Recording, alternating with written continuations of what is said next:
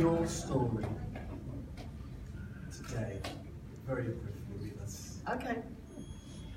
Well, I was thinking more on the lines of relationships, the reason why we were here today. Yes.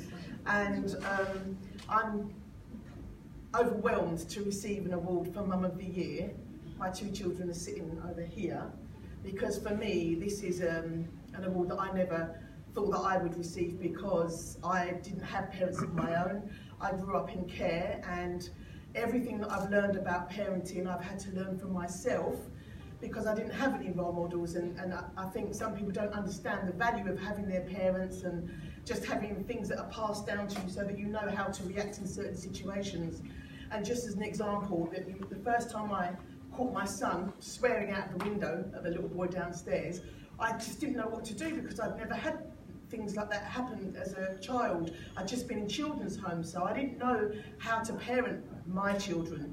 And I had to run downstairs to my friend and say, I just heard my son swearing out the window, what should I do? He said, she said, you have to run upstairs and you have to go wash his mouth out with soap. I said, okay. So I ran upstairs and I did that.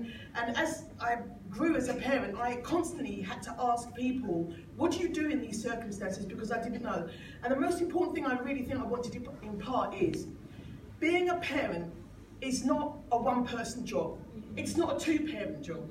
It's a community job. It's a global job. Everybody here has a responsibility for every child in this room. You are not secluded to your own child. You have to always be watching and monitoring, because for me, I don't think that I would definitely not be standing here today if it wasn't for the fact that the community, my friends, people that I knew educated me, this is what you do in this circumstance. And for many years, I had to draw on their experience, until finally, I think I've got to a point of learning so much that I'm able to parent my children without other people's advice now. Why? Because I truly believe this job of parenting, this relationship that you have, you need to look on it as you would any other job, except that this is the most exceptional job in the world. And more importantly, any one of you here, you all have amazing jobs, I'm sure.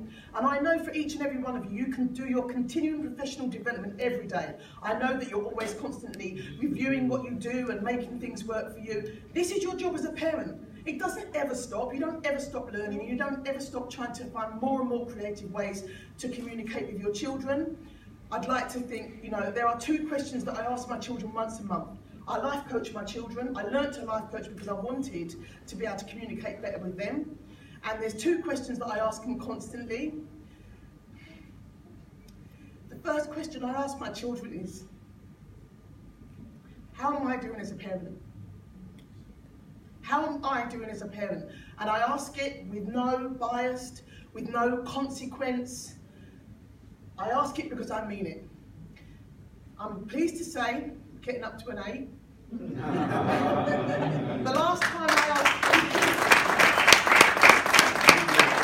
the very last time I asked this question, how am I doing as a parent, the answer was an 8.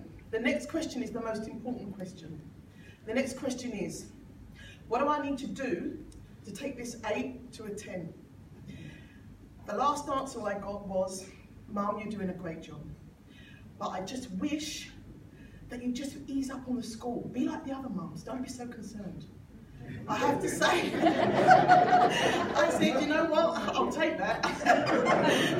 If that's the worst that I'm doing as a parent, then I'm really, really proud.